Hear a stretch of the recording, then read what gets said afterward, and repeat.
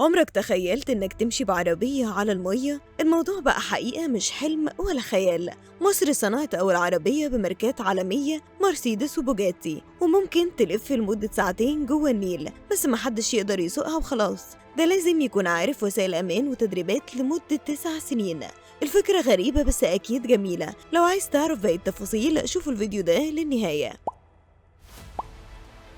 في مشهد غريب ومش متعودين نشوفه في النيل، خصوصا في حي مصر القديمة بالمنيل، ظهرت أول عربية مصرية مبتكرة بتقدر تمشي على المية. العربية دي مش مجرد حلم أو فكرة من أفلام الخيال، دي تجربة حقيقية بجد أبهرت كل اللي شافها. الناس كانت متفاجئة لما شافت عربيات فخمة عليها أسامي علامات عالمية زي مرسيدس وبوجاتي، بس كله بلمسة مصرية في التصميم والتصنيع.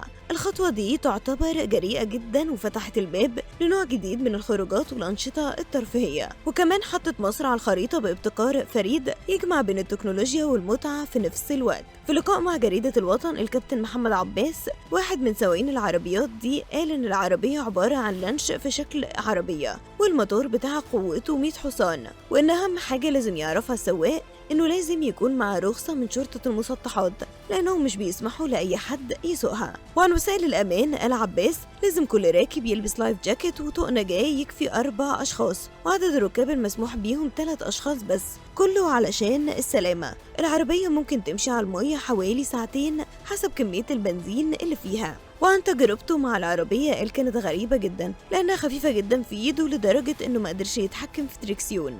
ووضح كمان إن هيئة النقل عملت دورات لتعليم السواقة، مفيش حد يقدر يسوق من غيرها. النظام معمول على 3 دورات، كل دورة 3 سنين، يعني رخصة صالحة 9 سنين، وده كله عشان شرطة المسطحات تحافظ على أمان الناس. كمان في رقابة وتفتيش دوري على وسائل الأمان، والسرعة القصوى للعربية 50 كيلو بس. العربية دي كمان مهمة جدا للسياحة لأنها بتقدر تتجول على النيل بسرعة وبكفاءة، ودي ميزة مش موجودة في المراكب أو اللانشات العادية اللي سرعتها بطيئة. العربية ممكن توصل جزيرة الزمالك في نص ساعة، وده بيخلي الناس يستمتعوا بالنيل في وقت أقل. ومن أحلى الأماكن اللي جربها عباس كانت ممشى أهل مصر، لأن المكان ده بيخلي أي حد يجي من أي طبقة أو بلد يستمتع بالنيل. وكمان العربيات بتسمح للناس يزوروا المطاعم اللي موجودة على ضفاف النيل. العربية دي تعتبر أول عربية مصنوعة في مصر بتمشي على المية، ومميزة جدا لأنها أريح من اللانش العادي، والأمان فيها أعلى، وكمان ممكن تسمع أغانيك المفضلة. الأجانب اللي بيجوا يشوفوا العربية بيتفاجئوا جدا لما يعرفوا إنها صناعة مصرية بالكامل، وده بيخليهم فرحانين جدا، وكمان بيحبوا يتصوروا ويعيشوا التجربة. عباس أكد إن العربية من صنع مهندس مصري، وكمان في خطة لتصديرها للخارج، وده بيخلي الابتكار المصري يلمع بره حدود بلدنا، ونحس بالفخر لما بنشوف حاجة مصنوعة في بلدنا وقادرة تنافس العالم كله.